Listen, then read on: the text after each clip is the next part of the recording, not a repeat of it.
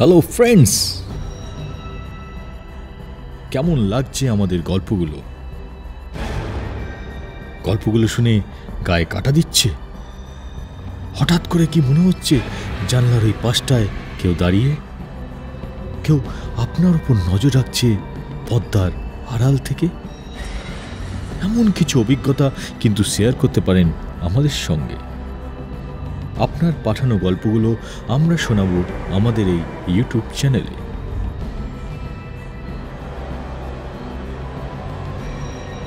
শুরু করা যাক আজকের গল্প, অভিশপ্ত আংটি। হ্যালো ফ্রেন্ডস, আমি অমিত।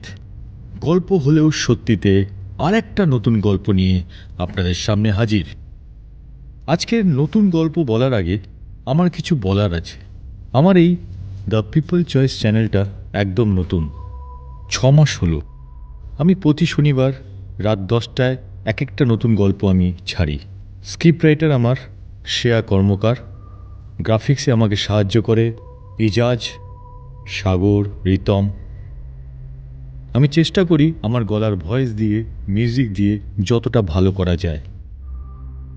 আমি একদম নব্য, তাই আপনাদের রিকোয়েস্ট করছি আপনারা আমার চ্যানেলটা দেখুন, লাইক করুন, সাবস্ক্রাইব করুন, কমেন্টে আপনারা লিখে পাঠান আপনাদের কেমন লাগছে। আপনারা যদি লিখে পাঠান তাহলে আমি বুঝতে পারবো আমার কি ভুল হচ্ছে, তাহলে আমি আরও চেষ্টা করব আরও ভালো করার। আমার চ্যানেলটা গ্রো করার জন্যে আপনারা একটু আমাকে সাহায্য করুন। আপনাদের সাহায্য ছাড়া আমার এই চ্যানেলটা গ্রো করবে না। প্লিজ প্লিজ প্লিজ সাবস্ক্রাইব করুন বা কমেন্টে লিখে পাঠান আপনাদের কেমন লাগছে। গল্পগুলো আরও নতুনত্ব করার চেষ্টা করব। অনেক ত্রুটি থাকতে পারে, সেই ত্রুটিগুলোকে আমি চেষ্টা করব যতটা ভালো করা যায়। দয়া করে আপনারা কমেন্টে লিখে পাঠান এই গল্প হলেও সত্যির গল্পগুলো আপনাদের কেমন লাগছে। শুরু করা যাক আজকের গল্প, অভিশপ্ত আংটি। সব কিছুর ওপর আমাদের বড্ড মায়া। এই যেমন ধরুন, বাড়ির পুরনো চেয়ার টেবিলটা ভেঙে গেলেও চট করে আমরা সেটা ফেলে দিতে চাই না, মেরামত করে আবার ব্যবহার করি। জড়বস্তুগুলো কখন যেন আমাদের ভাবনায় জীবন্ত হয়ে ওঠে, কিন্তু প্রাণহীন বস্তুগুলো যদি সত্যি সত্যি বাস্তবে জ্যান্ত হয়ে ওঠে, তখন তাকে কি বলবেন? ভৌতিক, অতিলৌকিক? আজ এমনই একটা গল্প শোনাবো আপনাদের। শুরু করা যাক আজকের গল্প, অভিশপ্ত আংটি। আজকের গল্প যিনি পাঠিয়েছেন, ব্যক্তিগত কারণে তিনি তার নাম গোপন রাখতে চান। ধরে নিলাম গল্পের দুটি চরিত্রের নাম সুমন ও মাধবী। বছরখানেক আগে তাদের বিয়ে হয়েছিল। কাঞ্চনজঙ্ঘার কোলে ছোট্ট সংসার পেতেছিলেন। অনাথ সুমনের সবটুকু জুড়ে তখন শুধু মাধবী। দার্জিলিংয়ে একটা চা বাগানে কাজ করত সুমন। সেই বাগানের পাশে এলাকার প্রাইমারি স্কুলের হেড স্যারের বাড়ি, তারই মেয়ে মাধবী। কাজের ফাঁকে সুমন মাধবীর চোখাচোখি চলত। চা গাছের সঙ্গে বেড়ে উঠল ওদের প্রেমের গল্প। তারপর আবার কি, সুমন পাত্র ভালো, মাধবীরও বিয়ের বয়স হলো। ঠিক সময় এক হলো 4 হাত। নতুন কর্তা গিন্নি জমিয়ে সংসার করছিলেন, কিন্তু পাহাড়ের চূড়ায় ঘন কালো মেঘ জমছিল সকলের অলক্ষ্যে।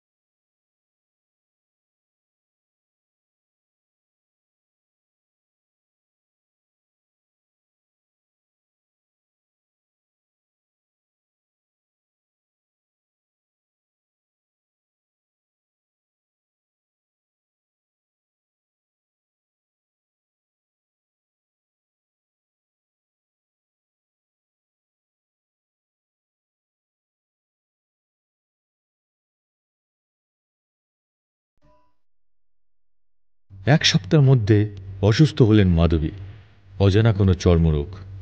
মাধবীর গায়ের দুধে আলতা রং এ যেন মরচে ধরেছে। সারা শরীরে কেউ গরম তেল ঢেলে দিচ্ছে, এমন তীব্র সেই জ্বালা। চিৎকার করে কাঁদে মাধবী।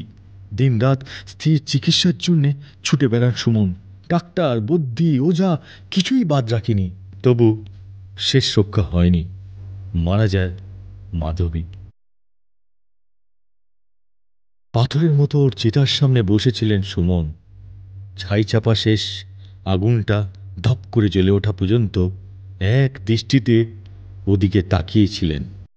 শ্মশান থেকে সঙ্গে নিয়ে ফেললেন মাধবীর সেই পিতলের আংটি। রোগের জন্য গোটা গা থেকে চামড়া খসে পড়লেও আংটি খোলেনি মাধবী। ওর মুখটা মনে পড়তেই ডুকরে কেঁদে উঠলেন সুমন। কোথায় গেলে তুমি আমায় ছেড়ে? আর তো কেউ নেই, আমি কাকে নিয়ে থাকবো এবার? কেন গেলে আমায় ছেড়ে? কাঁদতে কাঁদতে অজ্ঞান হয়ে গেছিল সুমন। একটা চেনা স্পর্শে ওর জ্ঞান ফিরল। মাধবী? হ্যাঁ, সুমনের সামনে মাধবী দাঁড়িয়ে। আনন্দে আত্মহারা হয়ে ছুতে চাইলেন সুমন, কিন্তু এ কি? এ তো শুধু ধোঁয়া, চিতার ধোঁয়া। তার মাঝে পড়ে আছে ওই ওই পিতলের আংটি। এমন সময় মাধবীর গলার আওয়াজ শুনলেন, এই আংটিটা কখনো কাজ ছাড়া করো না। এবার থেকে ওর মধ্যেই আমার বাস। আংটিটা আঁকড়ে ধরে উন্মাদের মতো সুমন বললেন, কখনো না, কখনো না, এই আংটি আমি কাউকে দেব না। এখন সুমনকে দেখা যায় পাড়ার মোড়ে কিংবা শ্মশানের কাছে। আংটি হাতে মাধবীকে এখনো খোঁজেন তিনি। হিতাহিত জ্ঞান নাই আর, যাকে বলে বদ্ধ উন্মাদ। এলাকায় কানাঘুষো শোনা যায়, ওই পিতলের আংটিটা মাধবীর প্রাণ কেড়েছে। এই আংটিটা নাকি অভিশপ্ত। বলি পাওয়ার জন্যে ওই আংটি জীবন্ত হয়ে ওঠে। আংটি বিক্রি করার কিছুদিনের মধ্যেই ওই অ্যান্টিক শপের মালিকেরও মৃত্যু হয়। তবে কি সত্যি বলি পেতে জ্যান্ত হয়ে উঠেছিল অভিশপ্ত আংটি? বাহ বাহ, সুন্দর একটা, একদম অন্যরকমের একটা গল্প আজ শুনলাম। খুব সুন্দর হয়েছে। আজ এখানেই শেষ করলাম।